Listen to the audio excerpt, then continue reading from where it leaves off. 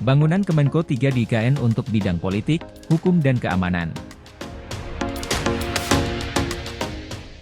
Bangunan gedung dan kawasan Kementerian Koordinator 3 di Ibu Kota Negara, IKN, Nusantara, Kalimantan Timur dimanfaatkan untuk kantor Kementerian Koordinator Bidang Politik, Hukum, dan HAM, Polhukam.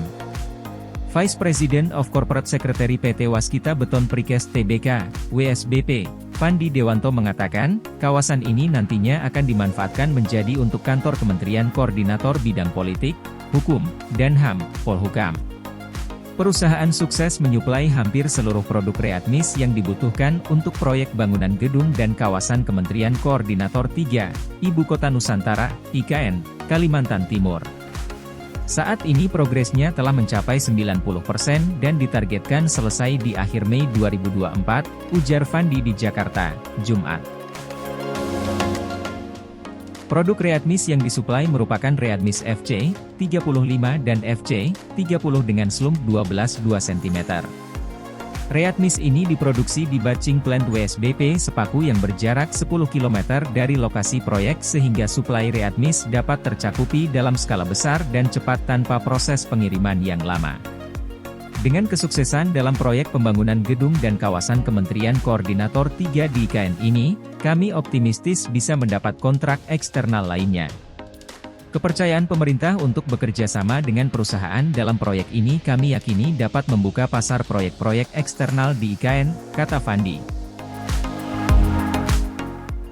Proyek yang didapat dari Waskita Nindya KSO sebagai kontraktor utamanya ini, WSBP, perusahaan, menyuplai readmis sebanyak 5.292,5 M3 mulai sejak Januari 2024.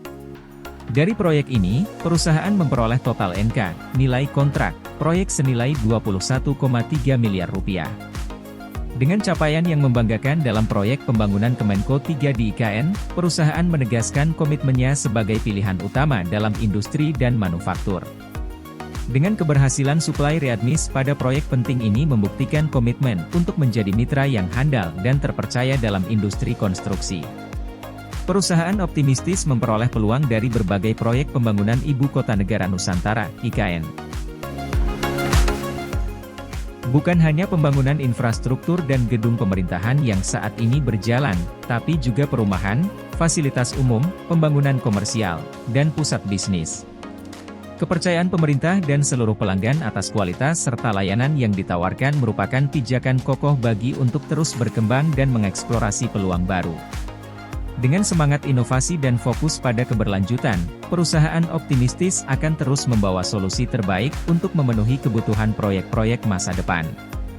Dalam proses suplai yang dilakukan, kami selalu menjaga serta menerapkan manajemen risiko dan tata kelola perusahaan yang baik guna menjaga mutu serta mewujudkan proyek-proyek yang memiliki tingkat kesehatan keuangan yang baik, kata Fandi.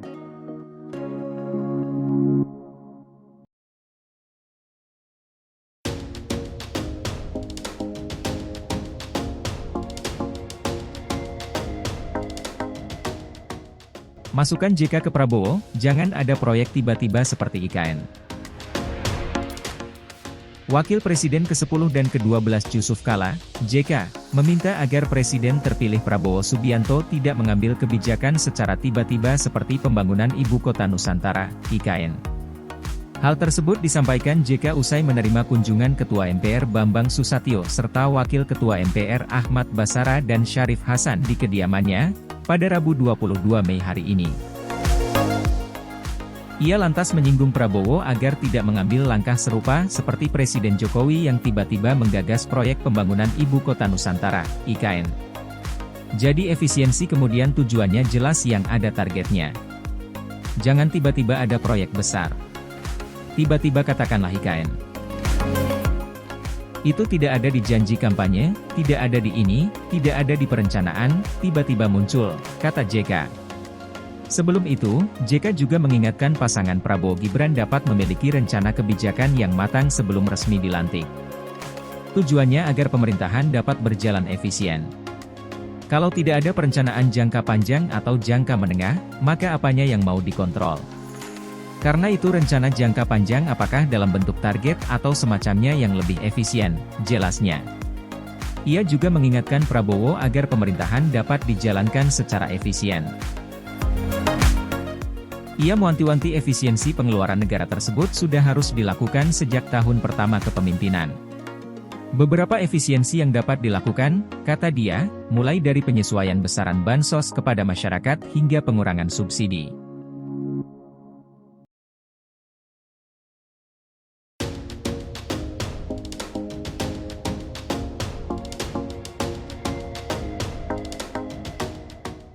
Teknologi internet Starlink diuji coba pada beberapa titik di IKN.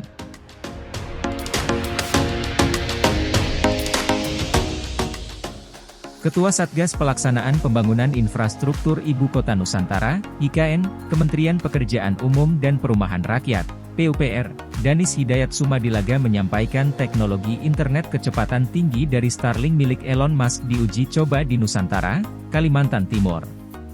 Ada beberapa titik yang mau diuji coba Starlink di IKN, ujar Danis di sela-sela acara World Water Forum di Nusa Dua, Bali pada Senin.